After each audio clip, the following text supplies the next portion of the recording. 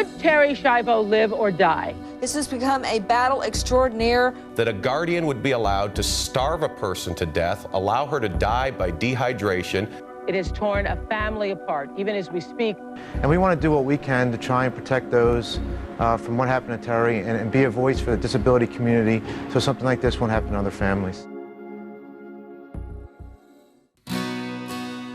As a result of what happened to my sister, as a result of the 5-year battle, as a result of the tremendous suffering that she went through, what happened to Terri is not isolated, and that's probably the most important thing.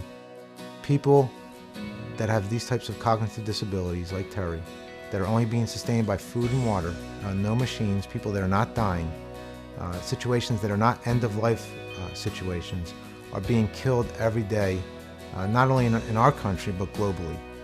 I remember the day, I will never forget, August 17th, 1997.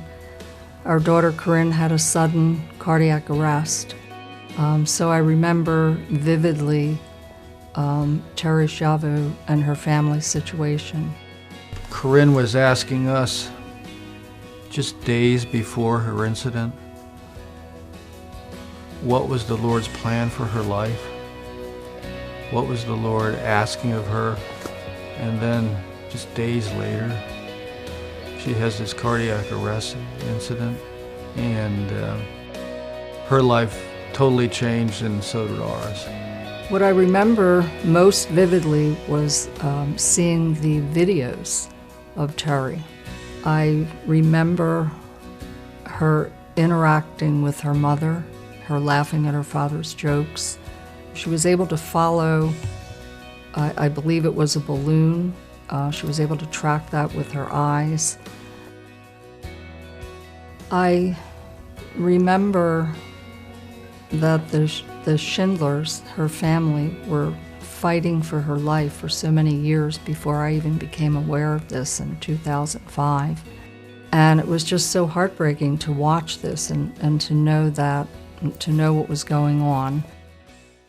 In May of 2002, Brendan Flynn of Seneca Falls, New York, had just graduated from high school when he and a friend were involved in a fatal car accident. The friend didn't survive, and Brendan was left in a coma for 3 months. The prognosis was poor, but his parents refused to give up, and Brendan survived. When he finally woke up, he had no speech and limited motor skills, but Brendan's family was determined to keep seeking help. Rehabilitation was key to his progress.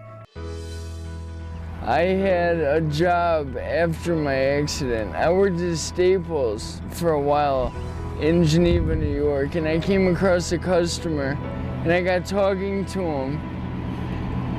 This was when the whole Terri thing was going on, in 2005, I think it was.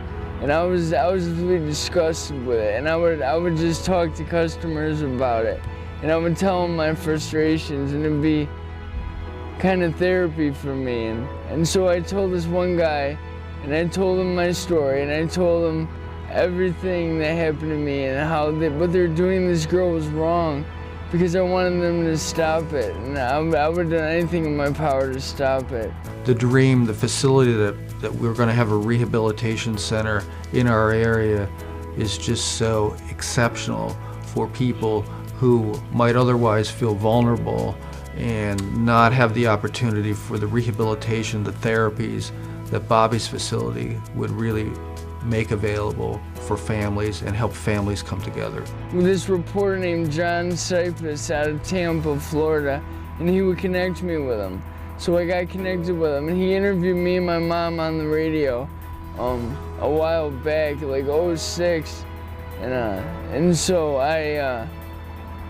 from talking to John, I got connected with Bobby Schindler, and then I looked into it, and I looked about everything that Terri Schiavo Life and Hope Network does for people. It's incredible. Something else has always been a dream of our family, in particular my father, is to establish a neurological center for people that have catastrophic brain injuries. Within the last year, we have now taken the steps to establish an outpatient rehab center, a state-of-the-art outpatient rehab center here in the Philadelphia area. Food and water through feeding tubes is being denied every single day, and we established the Terri Schiavo Life and Hope Network to fight against what is happening in our culture, and to fight against and to help families protect loved ones that are in jeopardy of being killed the same way that Terri was being killed, by having her food and water denied to her so that she would starve and dehydrate to death.